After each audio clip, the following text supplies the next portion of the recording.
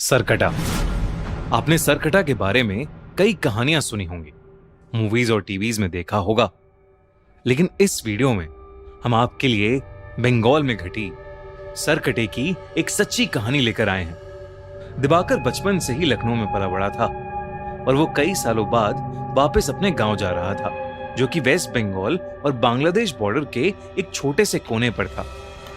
इससे पहले वो अपने गांव सिर्फ बचपन में गया था, लेकिन अपने पेरेंट्स के मरने के बाद अब उसके परिवार में सिर्फ उसकी नानी थी, जिन्हें वो अपने साथ लखनऊ ले जाने के लिए गांव आया था।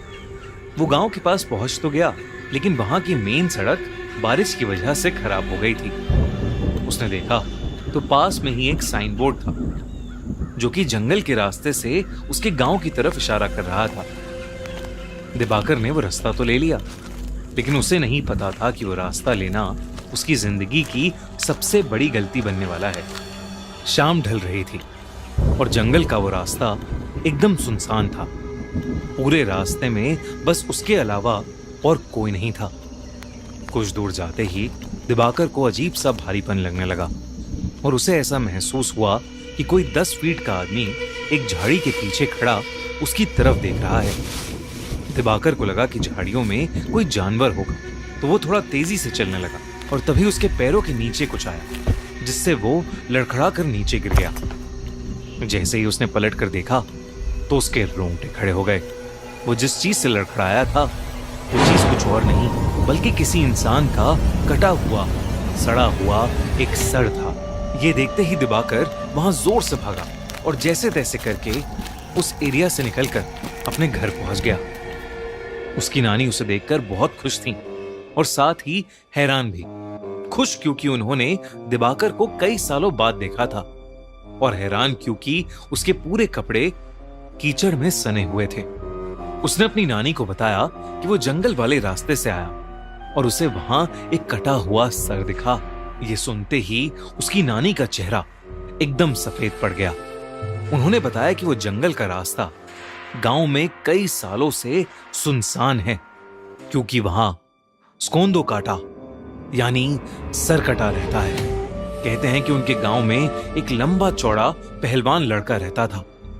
एक दिन उसे एक लड़की से प्यार हो गया, और जब उसने उस लड़की से अपने प्यार का इजहार किया तो उस लड़की के परिवार वालों ने उसको बहुत मारा और उसकी बहुत बेइज्जती की।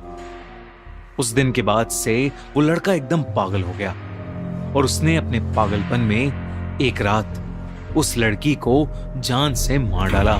उस लड़की के परिवार वालों ने उसे ये करते हुए देख लिया और उस लड़के को जंगल में ले जाकर उसका सर काट दिया। उन्होंने उस लड़के के सरकटे शरीर को उसी जंगल में छोड़ दिया और कहते हैं कि तब से सरकटे की आत्मा अभी भी उस जंगल में भटकती है और वो अपने बदले की आग में जलता रहता है। कहते हैं कि अगर वो किसी को एक बार दिख जाए तो वो उसे भी मारकर सरकटा बना देता है। दिवाकर ये कहानी सुनकर चौंक गया था, लेकिन उसे इस कहानी पर विश्वास नहीं था। उसने अपनी नानी को कहा कि जो उसने जंगल में देखा वो कोई आत्मा नहीं थी, बस एक मरे हुए आदमी का सर था। उसके बाद वो नानी के साथ खाना खाकर सोने चला गया। जैसे ही आधी रात हुई, दिवाकर को सोते हुए ऐसा लगा कि जैसे कोई धीमी सी आवाज में उसे पुकार रहा है। उसने उठकर देखा तो उसके कमरे में कोई नहीं था। उसे लगा कि शायद उसकी नानी होंगी, पर जब वो उनके कमरे में गया तो वो गहरी नींद में सो रही थीं। उसे ये अपनी थकान का नतीजा लगा और वो फिर से सोने चला गया। लेकिन उसकी आंख लगते ही उसे फिर से वही आवाज सुनाई दी। दिवाकर ने देखा कि वो उसी जंगल में है और उसके ठीक पीछे एक 10 फुट लंबा आदमी खड़ा है और उसके हाथ में उसका कटा हुआ सर है। वही भयानक सड़ते मांस वाला कटा सर जो उसे रास्ते में दिखा था। वो सर अब दिवाकर से मदद मांगने लगा और उससे कहने लगा कि क्या दिवाकर उसका सर उसके शरीर पर वापस जोड़ सकता है। और मदद मांगते ही वो सर कटा बहुत ही भयानक तरीके से हंसने लगा और अचानक दिवाकर की नींद टूट गई। लेकिन जैसे ही दिवाकर की आंख खुली, वो कटा सर उसके ठीक सामने हवा में तैर रहा था। और वो कटा सर वैसे ही भयानक तरीके से हंस रहा था। दिवाकर के होश उड़ चुके थे, लेकिन वो अपने बिस्तर से हिल ही नहीं पा रहा था। वो डर के मारे जोर से चीखा और तभी उसकी नानी उसके कमरे में आई और उन्होंने कमरे की लाइट्स ऑन कर दी। लाइट्स ऑन करते ही वो कटा सर वहां से गायब हो गया।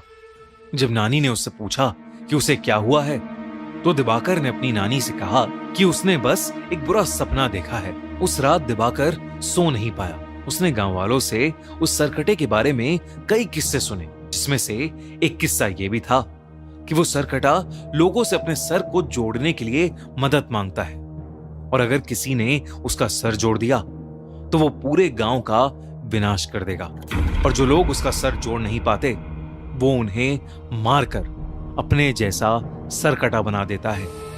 उस रात जब दिवाकर अपने कमरे में सोने के लिए गया तो उसने देखा कि खिड़की के बाहर एक अजीब सा लंबा सा आदमी शॉल ओढ़े खड़ा है। वो देखते ही दिवाकर घबरा उठा। अचानक से उसका दम घुटने लगा। उसने देखा कि उस सरकटे का सर उसके ठीक पीछे है और वो अपने बालों से उसका गला दबा रहा है। इससे पहले कि वो कुछ कर पाता, उसे कमरे में एक तेज हवा का झोंका महसूस हुआ और वो एकदम से बेहोश हो गया। कुछ देर बाद जब दिवाकर की आंख खुली तो उसकी नानी उसके सामने थी। दिवाकर अपनी नानी को देखकर रोने लगा और उसने अपनी नानी को सरकटे के बारे में सब कुछ बताया। उसकी नानी बेहद घबरा उठी। दोनों ने डिसाइड किया कि वो सुबह होते ही उस गांव को छोड़ देंगे। उसकी नानी दिवाकर के कमरे में उसके साथ ही लेट गई। लेकिन कुछ ही पलों में जब नानी की आंख खुली तो दिवाकर बेड पर नहीं था। उन्होंने पूरे घर में उसकी तलाश की, लेकिन वो कहीं नहीं मिला। दिवाकर की नानी बहुत ज्यादा घबरा गई, क्योंकि उन्हें डर लगने लगा था कि कहीं वो सरकटा उसे ले तो नहीं गया। उन्होंने गांव वालों से मदद मांगी और वो सब उसे ढूंढने में लग गए। जैसे ही वो जंगल में पहुंचे, उन्हें किसी के जोर से गुर्राने की आवाज आई। तब उन्होंने देखा कि दिवाकर एक बड़ी सी तलवार लेकर खड़ा है। दिवाकर की आंखें सफेद हो चुकी हैं और वो गुस्से से गुर्रा रहा है, जैसे वो बिल्कुल पागल हो गया। दिवाकर की नानी ने उसे आवाज लगाई, लेकिन नानी की आवाज लगाते ही दिवाकर ने एकदम से अपनी तलवार से सबके सामने अपना सर काट लिया। ये देखते ही सब गांव वाले वहां से भाग गए और उसकी नानी वहीं जमीन पर गिरकर रोने लगी। सालों बाद किसी ने सरकटे के हाथों एक मौत देखी थी और इसीलिए उस घटना के बाद सभी लोगों ने उस गांव को हमेशा हमेशा के लिए छोड़ दिया। कहते हैं कि बंगाल में उन जंगलों में अब एक नहीं बल्कि कई सरकटे भटकते हैं, जिन्हें स्कोंदा कोटा या कोंदा कोटा भी बोला जाता है।